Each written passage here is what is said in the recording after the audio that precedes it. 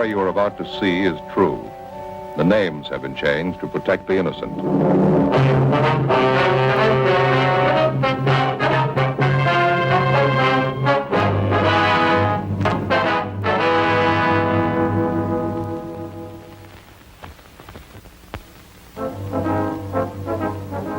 It was Tuesday, October 27th. We were working the day watch out of Homicide Division. My partner's Frank Smith. The boss is Captain Lorman. My name's Friday. An unidentified woman had been found murdered in a hotel room. The cause of death was strangulation. There was no lead to the identity of the killer. We had to find him.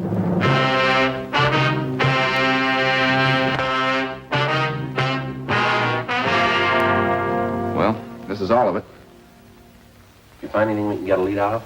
Nothing too good, no. I don't think you could identify her from what we've got here. Morgue post the body yet? Yeah, this morning. How about fingerprints, Ray? They find any in the hotel room? Checked with Bergman, no foreign prints. No, dead end there. What about the woman's purse? Did it show anything?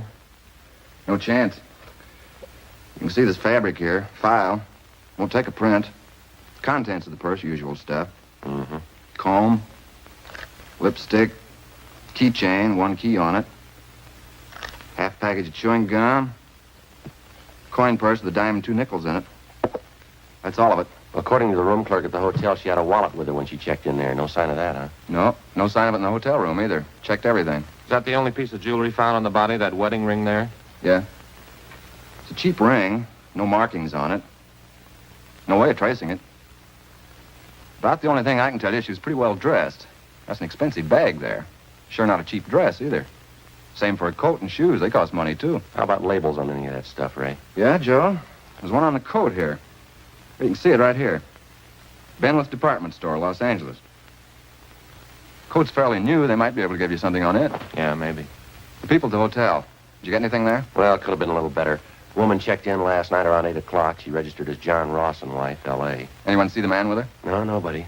Room clerk says a woman came in alone. Said her husband was parking the car, so she registered for both of them. Mm-hmm. Clerk said he left the desk a few minutes after that. Figures a man must have come in sometime while he was gone.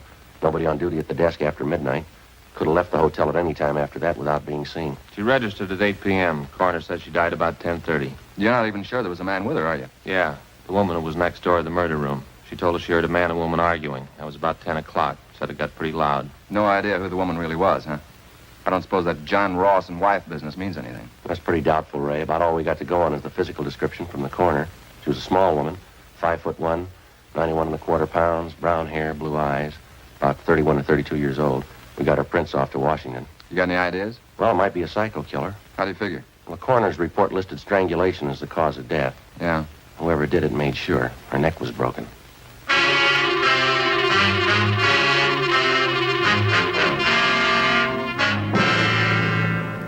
At approximately 6 o'clock that morning, in a second-floor room of a downtown hotel, the body of an unidentified woman was found murdered.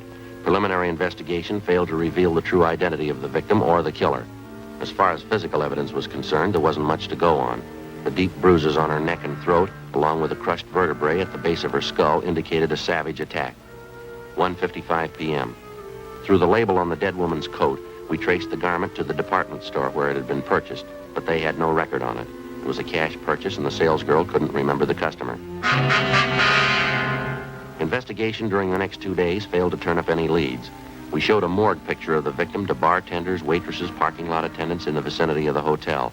They couldn't identify her. We rechecked tenants and employees at the hotel. It got us nothing. Thursday, 5:48 p.m. Sure got me stopped. 2 days of legwork and we're in no place. Well, we might be in better shape when we get that kickback from Washington. Sure hope so. The victim was a nice-looking woman. Well-dressed, nice clothes. How come she'd stay in a cheap hotel in a neighborhood like that? Doesn't jive for my money. Well, it's hard to say. Excuse me. Yes, sir. Can we help you? Well, I don't know. I guess that just depends. I'm waiting to see a couple of detectives here. Well, who'd you want to see? A couple of detectives. Who are they? Well, this is pretty confidential, you know. I have to talk to them myself. They told me to see Friday and Smith. Frank Friday and Joe Smith. Detectives, they're handling the case. Well, yes, sir. I'm Joe Friday. This is my partner, Frank Smith. What can we do for you? Well, Fred, they say that you're working on that murder case, that woman who was found in the hotel? Yes, sir. That's right. Mm-hmm. Could I see your badges? Yes, sir. Here. That looks authentic. There's my ID card. May I? Yeah. Nice likeness. Typo. Good blood. Now, I've been reading about that murder in the papers. You're gonna thank me for this. I got all you want to know about that murder. You mind telling us your name, sir? I don't mind. L.P. Morgan. I was a good friend of hers, you know. Used to work with her. You mean the dead woman? Same one. Never forget a face. Maud McLeod. I saw that picture in the paper and I said to myself, there's old Maud. You're pretty sure of that, are you, Mr. Morgan? Sure, I'm sure. Maud McLeod. We used to work together in the circus. Maud was a bareback girl, you know. Best in the country. Real trooper. Well, now, what makes you so sure it's the same woman, Mr. Morgan? When was the last time you saw this friend of yours, this Maud McLeod? Oh, I used to see her all the time. Worked the old cells floater together. I got a picture of her. Do you mind if we take a look at it? Well, that's why I came down here. I want to help out. She's got to be identified. See, I got it here somewhere. I know. I always carry it. Carson City.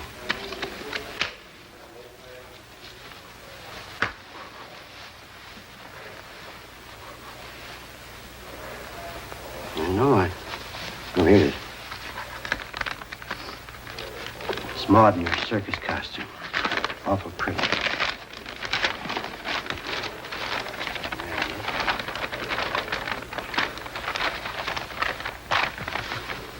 Take a look at that. That's Maud, ain't it? Well, I don't know, sir. This is a drawing. There doesn't seem to be much resemblance there. Is that right? I'm afraid you've made a mistake, Mr. Morgan. Thanks for your cooperation, anyway. Appreciate you coming in. I was sure it was Maud. I get it. Homicide Friday. Oh, yeah, Ed. Uh-huh. Is that right? What'd it say? Uh-huh. Okay, fine. Yeah, we'll pick it up. Thank you.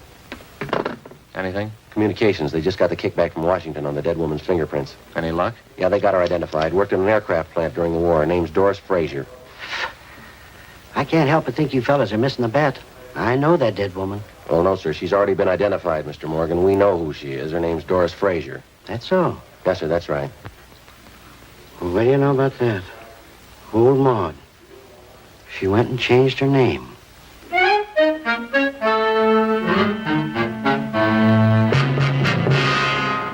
Thursday, 6:35 p.m.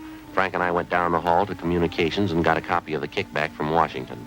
The murder victim was identified as Doris Allen Frazier. She applied for a position as a typist at the Eagle Aircraft Plant in Burbank in 1942. Next morning, we checked the personnel office at the plant, and we found that Doris Frazier had been employed as a typist from 1942 to 1944. In going over her application, we found her last known address listed as 7346 Oakdale Avenue. Her application stated she was single, with no previous employment, with no known relatives. We could uncover no further information on the girl. We drove across town to the Oakdale Avenue address, a large apartment building in a better-than-average neighborhood. The manager told us that Doris Frazier had lived there up to 18 months before. He said that a few weeks before she moved, she was married, but he was unable to remember the name of her husband. The manager also told us that the newly married couple apparently began having trouble from the day they were married. We checked the next forwarding address, a boarding house for women in the southwest end of the city. Frank and I interviewed the woman in charge, a Mrs. Frances Watson. We talked to her in the dining room of the boarding house, where she was polishing a set of silverware. Well, of course, when she first came here, we didn't know it, but she was married. This is a home for single girls, and we have our rules and regulations, just like any other respectable place. Yes, ma'am. Well, as we came to find out later, Doris wasn't only married, but she was fighting with her husband. I understand he wasn't much at all. She was thinking of getting a divorce, as a matter of fact. Did you ever meet her husband, Mrs. Watson? No, I never did. I suppose it's just as well I didn't. I understand that Doris left him after they'd been married only a few months. Uh-huh. Do you know what his name is, ma'am? No, I have no idea. Doris always used her maiden name when she was with me. And you never saw the man, Mrs. Watson. He never came to the house here. No, I didn't say I never saw him. I said I didn't meet him. Yes, there was once when he came to the house to see Doris. Well, what was the occasion? Would you mind telling us about it? Well, it was most unpleasant, I can tell you that. Let me see now. Yes, Doris had been here about 6 months. Even by that time, I was beginning to see the real side of the girl. No character, officer. No character at all. It shows up every time. Yes, ma'am. Would you go on, please? Well, as I was saying, it was after about 6 months when this man brought Doris home late one night. About a quarter till midnight, I'd say. Upset the whole house. Well, how was that, ma'am? The two of them, this man and Doris, they stood right out in the hall there. They had a terrible quarrel. The language, it was dreadful. At the top of their lungs, too. My husband went out to quiet them down, but the man left before he had a chance to call him down. Upset the whole house. Mm-hmm.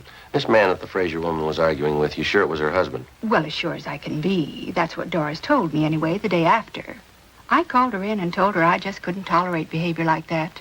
It upset her quite a bit, I remember. She cried, said it wouldn't happen again.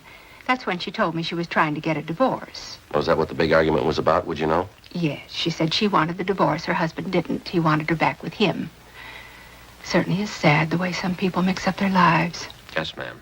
By any chance, did you ever get a good look at this man, the husband, I mean? Well, he was tall and had dark hair. That's about all I remember. He was well-dressed, too. I see. When Doris Fraser left here, Mrs. Watson, did she leave any forwarding address with you? No, she didn't. I haven't any idea where she moved. What kind of work was she doing while she was living here? Do you have any idea where she was employed? Yes, that was one of the references she gave me. Furniture company down on Venice Boulevard, if I remember correctly. I have the address in my record book. Certainly is unfortunate, the whole thing. Yes, ma'am, it is. I even tried to talk to her before she left. Sat her down and talked to her for a whole afternoon. Guess it was just a waste of time. Well, how's that, ma'am? The trouble with her husband, terrible thing. He seemed to treat her so badly. Two of them fighting all the time. I believe she was actually afraid of him. She told me he was very jealous. He drank, ran around. That's why I couldn't understand it. Couldn't understand what, ma'am? Doris, when she moved away from here, Yeah. she said she was going back with her husband. The landlady, Frances Watson, gave us the address of the furniture store where the murder victim had been employed, and we drove down to check with the personnel manager, a Mr. Collins. He said Doris Fraser had been fired from her job 10 months before. He said she'd been let out because she was constantly late for work and that she got into the habit of asking for salary advances too often. Collins also told us that he'd heard about the trouble between the Fraser woman and her husband. He said he'd seen the husband in the store several times when he came to call for his wife. He identified the husband as Stephen Arnold. The personnel manager gave us the last known address they had on the victim. The following morning, we checked it out, an apartment hotel in the East Wilshire area. She was still registered there, together with her husband, Stephen Arnold. But the desk clerk told us that Arnold hadn't been living there for the past 3 months. He had no idea where Arnold had moved, and he didn't know where he worked. While the desk clerk stood by, Frank and I went upstairs and checked the apartment. You find anything, Joe? Not too much, no. Well, there's nothing in the bedroom. Like Ray says, she likes nice things, but that's about all I can figure. Mm-hmm. What you got there? Looks like a letter she started and she didn't finish it. It's dated October 23rd. What's it say? Dear George, I've been meaning to write you before. That's all. That's as far as she got. George, huh? That's the first time we've run to that name on this deal. Yeah. Means there's more than one man in her life. A few more letters and bills here. All unopened. Yeah. Ad from a woman's store.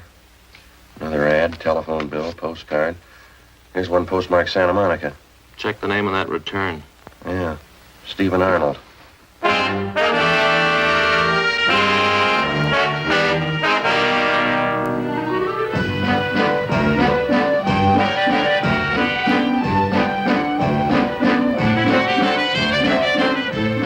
12:35 p.m. We called the office and checked Stephen Arnold through R&I. He had no criminal record. The return address, which he'd listed on the envelope of the letter to his wife, was 10826 Pacific Front Boulevard. We located it on the beach just below Santa Monica. It was a small dark concession owned and operated by the dead woman's husband. No, I haven't seen Doris for a couple of months anyway. Why? I understand you had an apartment with your wife in the East Wilshire neighborhood. That right, Mr. Arnold? Yeah, that's right. You mind telling us why you left? No, I don't mind. I wanted to move closer to my work, that's all. That place was way too far out. How is it your wife didn't move out with you, sir? She wanted to stay close to town. She doesn't care much for the beach. Bad for her sinus. Did you have an argument with your wife, Arnold? Some kind of a disagreement? Is that one of the reasons you moved? Yeah, you might call it that. We're getting a divorce. Is that so? Yeah. It was the best thing all the way around. It's been nothing but fighting and scrapping all last year anyway. We decided to call it quits. Say, would you excuse me a minute? I got some cold drinks in this cooler here. Would either of you like a cool drink? No. No thanks. Are you getting the divorce from your wife, Arnold? Yeah, that's right. I'm divorcing her. Why'd you want to know? You remember that last time you saw your wife, the exact date, I mean? No, I don't think I remember that. Been at least 3 months, I'll say that much. You spend most of your time down here at the beach, Mr. Arnold? Yeah, that's right. I get in town a couple of times a month. Sure you wouldn't like a cold drink? No, thank you. I'll have one myself, if you don't mind. This water sure keeps you nice and cool. Yes, sir. How about last Tuesday night? Were you in town that night? No, last time was 2 or 3 weeks ago anyway. Went in to see a show. I was working here last Tuesday night. Work here every night except Monday. That's the only night I'm closed up. Mm-hmm. Is there anyone that can vouch for that? I don't think I get this. Why do you want to know? Well, is there anybody who can vouch for you? Sure. Half a dozen people anyway. The fellow who runs the place next door. The guys in the rest of the stalls up and down the way here. They can all vouch for me. I worked here till 1 a.m., same as usual. Just a minute. Hey, Vic. Vic. Yeah, Steve? Come on over here a moment, will you? These fellas are detectives, Vic. I guess it's something about a jam my wife got herself into. They want to know where I was last Tuesday night. Yeah? They want somebody to vouch for me. Sure. Did you see Arnold last Tuesday night? I was working next door. Steve was here all night.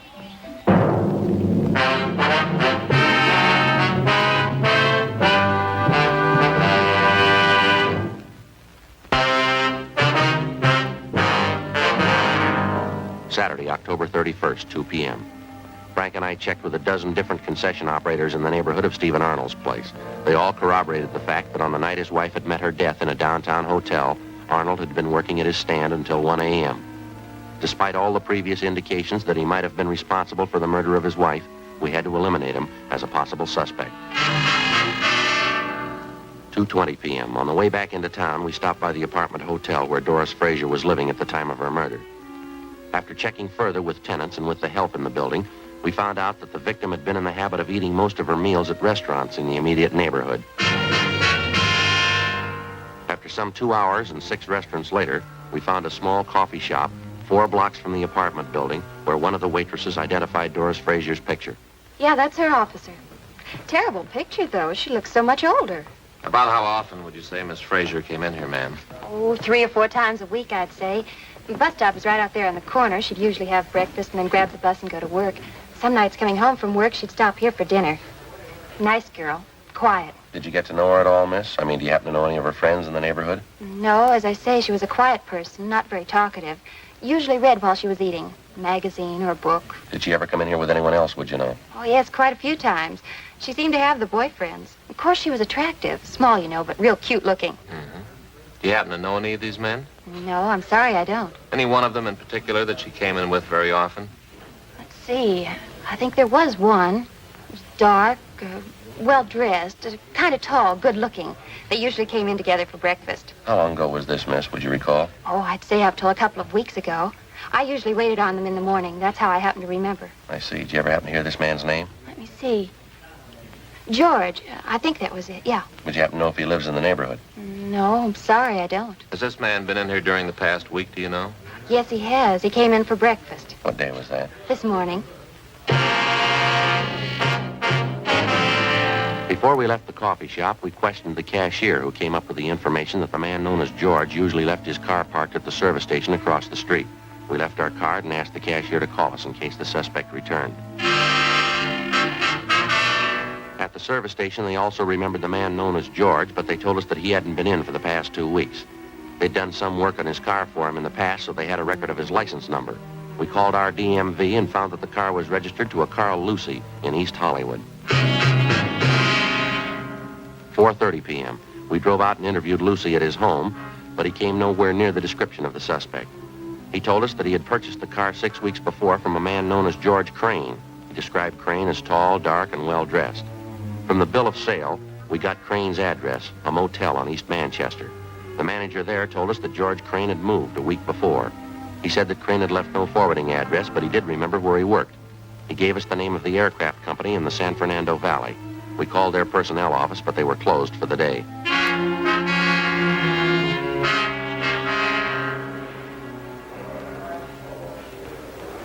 Description checks out all the way. You called the night office of the aircraft company, did you? Yeah, they couldn't tell us anything.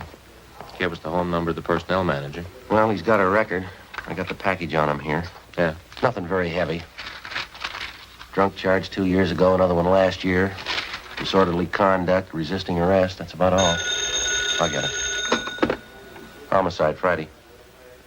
Who? How's that? Oh, yeah. Yes, sir. No, I'm afraid not.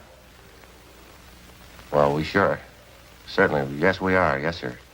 Thanks anyway. Right. Goodbye. Well, that does it. Who was it? You know that guy was in here the other day, that Al P. Morgan? Yeah, what do you want? He wanted to buy us a drink. He's celebrating. Huh? His old friend Maud. He just found her.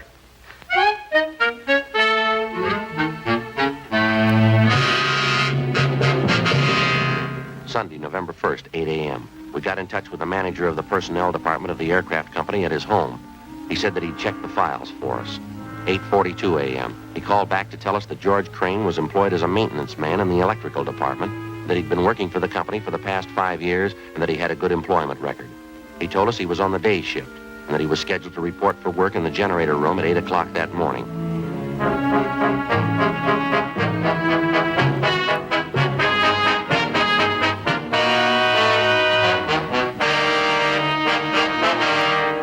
Frank and I got in the car and drove out to the valley where we located the murder suspect, George Crane, at work in the generator room of the aircraft factory. Do you know a Doris Fraser? Doris Fraser? No, I'm sorry, officers. I don't know anybody by that name. How about Doris Arnold? Do you know that name? Arnold? No, I'm afraid not. What's it all about? You own a car? Yeah, it's a dark sedan. Had it very long? A couple of weeks. Last one I had was giving me a lot of trouble. Did you trade it in? No, I sold it to a private party. Fell out in Hollywood. How about this picture? Know her? Well, it doesn't look like anybody I know. Am I supposed to? You should, yeah. I don't follow you. You spend any time around the East Wilshire district, Crane? East Wilshire? No, I've probably been over there a couple of times. Not lately, though. How about the coffee shop on the corner of Gramercy and Marengo? Ever been in there? Not that I remember, no. Well, a waitress in that coffee shop, and the cashier, too, say they got a pretty regular customer, and he fits your description exactly. You sure you never been in there? I'm not positive. I wouldn't swear I'd never been in the place. What's the difference, anyway? How about the service station across the street from the coffee shop? You ever park your car there? They ever do any work on it for you? Oh, say, I better know the place you're talking about. Yeah, I've been by there a few times, sure. It's a good station. Done a lot of good jobs on my car for me. Yeah, I remember it now. Then I guess you remember the coffee shop. Crane? Yeah, I think I do now. Right across the street from the station? Yeah, that's right. Well, what do you want to know about it? When's the last time you were in there, Crane? Well, to tell the truth, I couldn't be sure. We talked to a waitress in there yesterday. Said you were in that morning for breakfast. Do you remember that? She's way off her track on that one, I can tell you that. I wasn't near the place yesterday morning. The cashier remembers you, too. She says you were in. Now, how about it, Crane? Look, what difference does it make? What's this thing all about anyway? You want to take another look at that picture? I told you once, I don't know the woman. I never saw her before in my life. Why don't you give it some thought? Huh? You remembered East Wilshire, you remembered the service station, you finally remembered the coffee shop. Maybe you can remember her, too, huh? I don't know her. I never saw her in my life. The waitress in the place says you were in there quite a few times with the woman. Usually came in for breakfast. And you stopped going there about 2 weeks ago. I don't know her. What's the matter, Crane? You figure you got something to hide? I don't know what you're talking about. I don't know her. What do you figure she's got to do with me anyway? We checked her apartment, mister. We found a letter she was writing to you. You ready to tell us? Well, what's a letter? That doesn't mean anything. Can't prove anything by a letter. What are you thinking anyway? We think you're lying, Crane. We think you got a reason for it. What do you say? Doesn't prove anything. Maybe I knew her. It doesn't mean anything at all. We think it does. Yeah? We think you killed her. The way it looks to you? That's the way it looks. I don't think you can prove it. We're going to try. Now, how about it? Will it go any easier for me if I admit it? That's not up to us.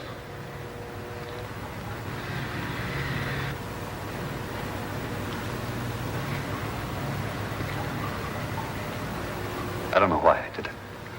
What am I going to give for a reason? I wouldn't know, Crane. I don't know why I killed her. Sounds funny, doesn't it? No reason at all. I just killed her. What am I going to tell him? If I don't have a reason, how can I ask him to let me off easy? How can I ask him? I don't know, but they'll have an answer.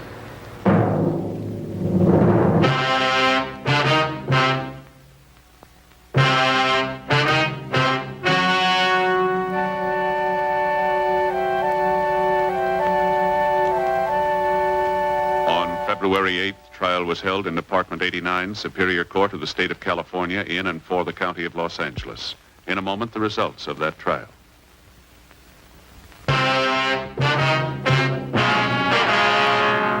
The suspect was tried and convicted of murder in the first degree.